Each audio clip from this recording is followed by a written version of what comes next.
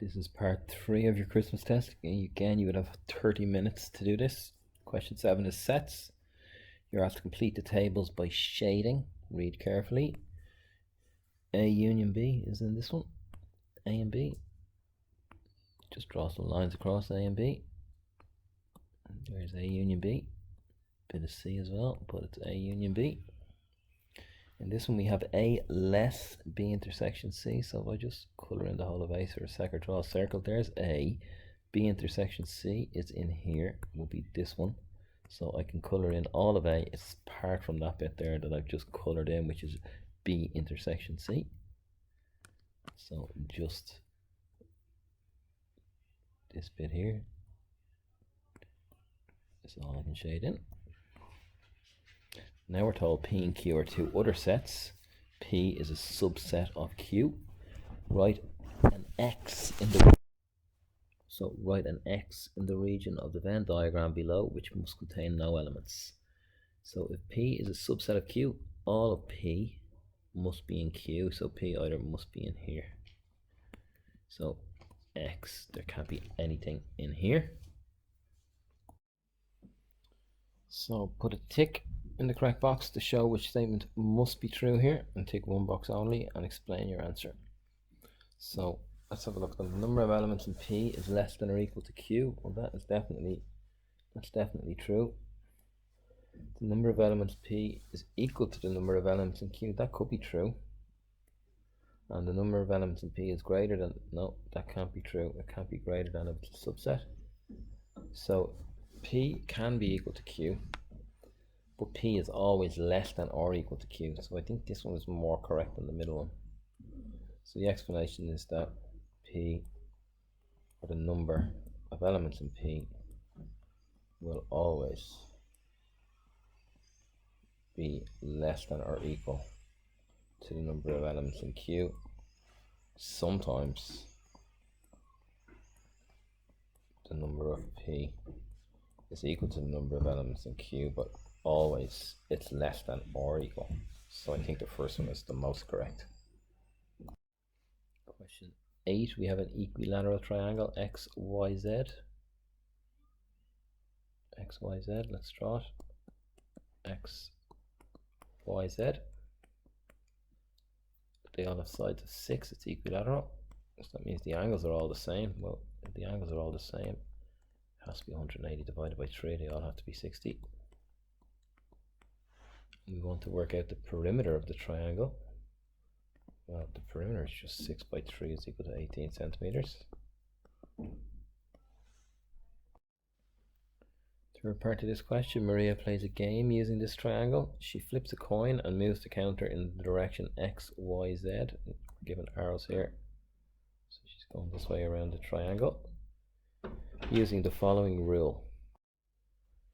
So if she gets heads, she moves 6 centimeters, and if she gets tails, she moves 12 centimeters.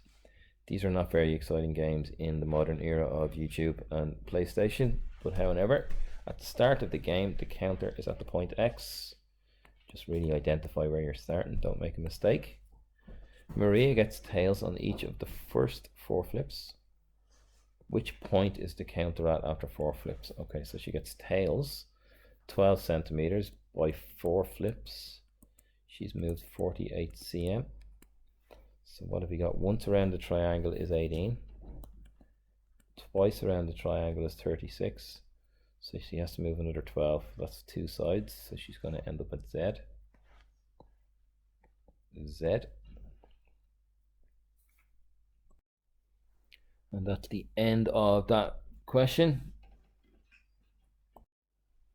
Then on to part D. Jody makes a solid shape using equilateral triangles as faces. If it has E edges and F faces, and E and F are natural numbers for Jody's shape, we're given these 2 equations. So it doesn't really matter what F and E represent here. It's just 2 simultaneous equations. It could be X and Y. How are we going to solve them? Well, we can replace E in the first equation if we can get what E is in the second equation.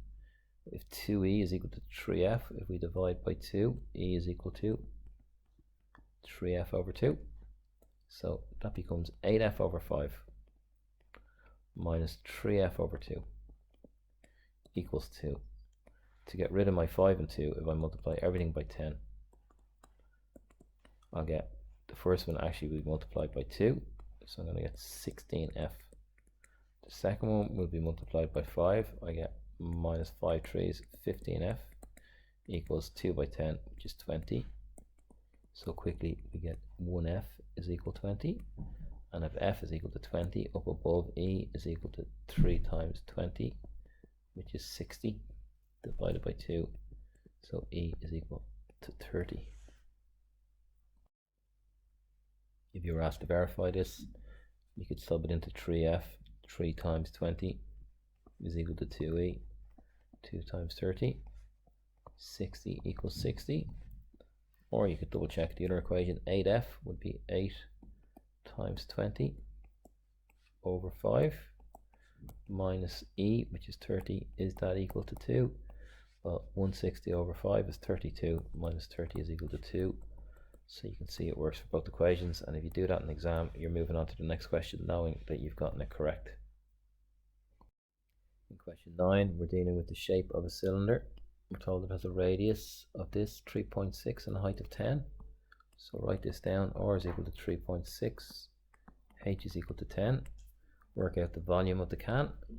The volume of a cylinder is pi r squared, which is the area of a circle, times the height. So we have centimeters cubed, 2 decimals. So you can use pi in your calculator. I'll take 3.142. See what that gives by r squared by 3.6 squared by h, which is 10. And now from here it's just calculator use. And this gives 407.2032. So that will be 407.2. Now if I use pi, let's see what happens if I use pi. Pi gives 407.15. It doesn't tell us which one to use, so if it doesn't, I would use both here and put both answers down, and you know you're going to get it correct. Then we're told 24 of these cans are to be placed into a closed rectangular box, and the cans will be arranged as follows. We're asked to write down the height, the length and the width of the smallest rectangular box that you will need for these cans, and one is already done. The length. So what's the length? Well, if we look across the top, we hear 2 radius, 2 radius, 2 radius, 2 radius, or 4 diameter. So 8 radius is equal to 28.8. Does that tally up above? 8 by 3.6, 24, 4.8. It does, 28.8. So in this direction we have 6 radiuses. 6 by 3.6 is 18, and 3.6, which is 21.6. That's the width.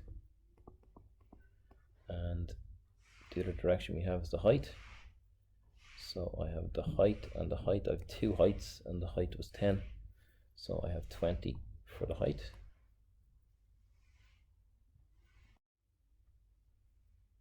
Then we're asked to just work out the volume of the box. 20 by 28.8 by 21.6 equals 12,441.6, and we're dealing in centimeters cubed. It doesn't ask us to round off, so I'm going to leave it at that. Then we're asked to work out the percentage of the volume of the box that's taken up by the cans. Well, we have 24 cans, and the volume of each can, we'll take the 407.15. It's going to be more accurate. So this is the volume of all the cans. That's equal to 9771.6.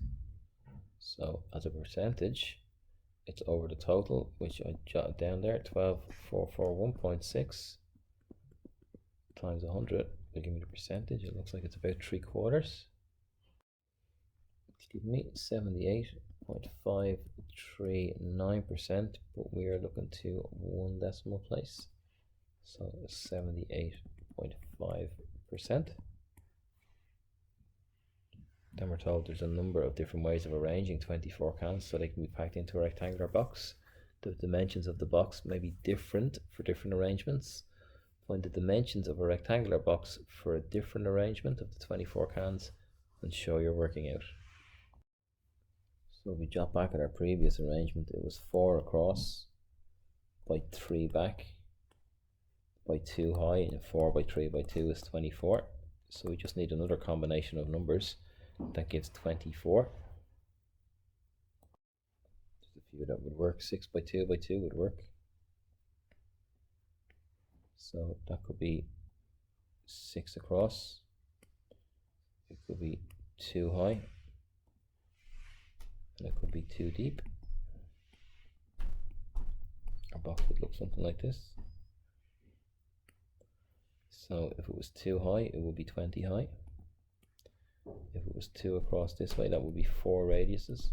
4 by 3.6, which is 12, and 2.4, 14.4. That would be the width. Length will be 6 across, so that's going to be 12 radiuses. 12 by 3.6, which is 36, and 7.2, which is 43.2. That will be the length. And the height would also be 2, which is 14. Sorry, which would be 20. The height 20. We put in there 20. Just double checking, we have our height of 20. 2 high, 2 deep, which are the radiuses, and 6 across, which are also the radiuses. So this is the dimensions of my new box. And in the last part, we're asked to work out the volume of our new box. 20 by 43.2 by 14.4 will be this one. That's also 12,441.6. We do one more maybe. What if we had a crazy box that was 2 high and let's say 12 deep, and only one barrel here? So let's say 1 barrel here, 12 here. So the height is still 20. The width is 12 by 3.6.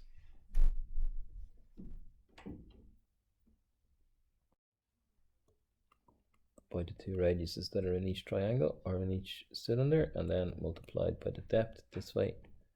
We're just going to have 2 radiuses deep this time, so it's going to be 2 by 3.6. And you can see here that no matter what way we design this box, we're going to end up with the same numbers, just in different order, and this should give 12,441.6 as well. It does, but it's not a great design for a box. You can see the deliveries that you're going to get over Christmas are not going to come in these crazy length boxes. They'll be more designed for ease of transport.